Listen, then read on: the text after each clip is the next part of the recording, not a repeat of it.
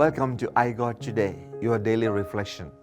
Today is the feast of Saint Matthew, an apostle and evangelist.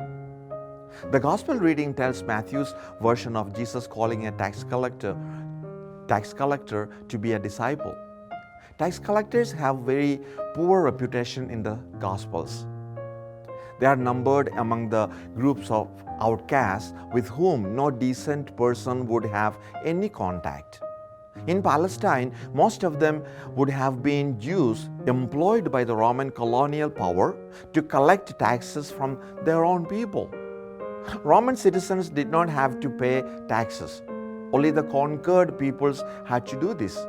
So they were seen both as traitors and also as people who violated their Jewish faith. A Jewish tax collector was put on the same level as a Gentile, a person with whom no self-respecting Jew would have any relationship. And here, in today's reading, we see Jesus inviting such a person to be his disciple. This tells us a number of things about Jesus. It means that he does not look at stereotypes.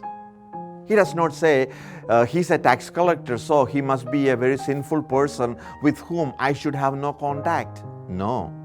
He looks at the person and sees the potential in him. And in Matthew, he sees the potential in him to be one of his apostles. For Jesus, our past is not important.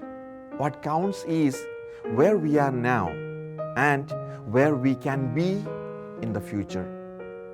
Then Jesus says to Matthew, "Follow me."